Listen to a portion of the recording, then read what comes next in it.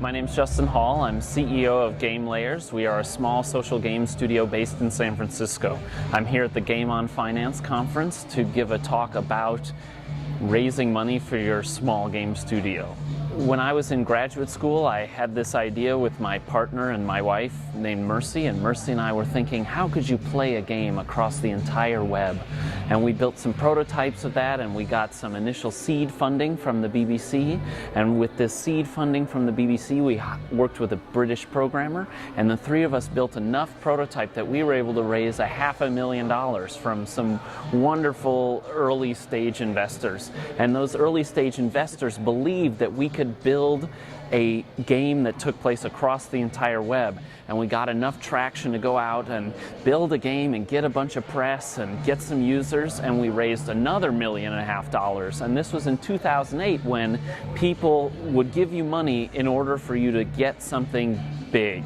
And we were given investment before we had a clear road to revenue. So we raised $2 million on this promise that we were going to build an MMO, a massively multiplayer online game that took place across the entire web. Well, after spending about $1.5 million, we got to the point where we had an MMO of the web. It had chat, and it had all these things you could do with your friends across the internet, and social profiles, and all these amazing features.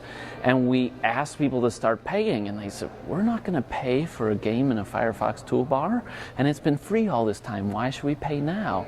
And we said, oh man, we took all this money, we built this game, and now it seems like maybe the thing we built is not going to be a great business in the form it's taken. So we looked and we said, well, we have some money left over. What should we do? Let's learn something else. We learned that we couldn't do the MMO of the web and make money in the way we started. Let's learn what it means to make money through Facebook games. So in the last few months, we totally retooled our company, rebuilt a new game engine, and began publishing games on Facebook. And now GameLayers has Dictator Wars and Super Cute Zoo, which are live on the web on Facebook. And we've made more money from those games in a very short amount of time than we did for the months and years that we ran our game of the web. So we've learned a few things. One thing we learned is we started our company before Facebook was popular, and what we learned is that Facebook is a very powerful place to base your game, because people already go there to be with their friends and to do their messaging. And if you can provide a game experience in there, you are a part of their social fabric, you are a part of something they are doing every day, and you're not asking people to take extra steps to play. You know, when we were an MMO of the web, they had to install a toolbar, they had to have the right web browser, they had to invite their friends. If you are building a game, think long and hard before you ask people to sign up for your game. It's better if they can be playing your game in a service they've already signed up for. You reduce the friction for people to sign up for your game. I think another one is pay a lot of attention to what the first 5 minutes of your game is. And all the time that we were making a game, the Nethernet, that was across the entire web, people would say, I don't know what to do during the first 5 minutes, and we would make little changes and add a little tutorial, but we never really got to the point where the first 5 minutes was totally great and you were going to be ready to spend an hour playing the game.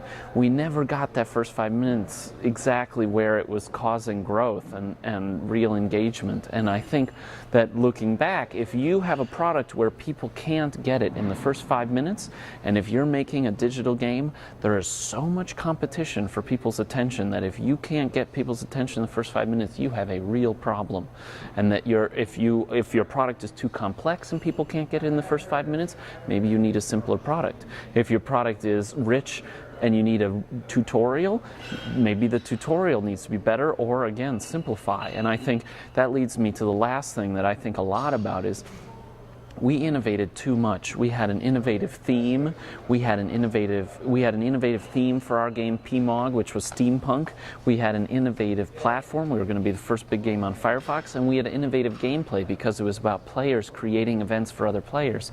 And that's just too much innovation, because when you're asking people choose a game, it's about doing something that is easy for them. It doesn't have a lot of friction. Join up, it's familiar, participate in it.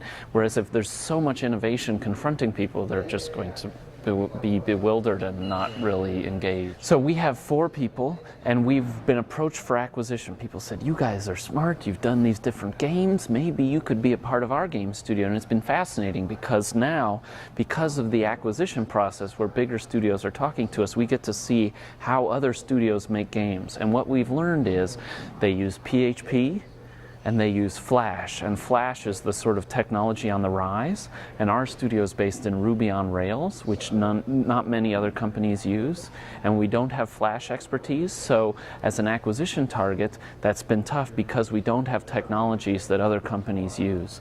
We're watching our games grow, but Facebook is a very competitive landscape. There's very large players who can bring a ton of money so that when they launch a game, they just put a bunch of money behind it, and those games can grow very fast. And so here we are, a small studio, limited budget.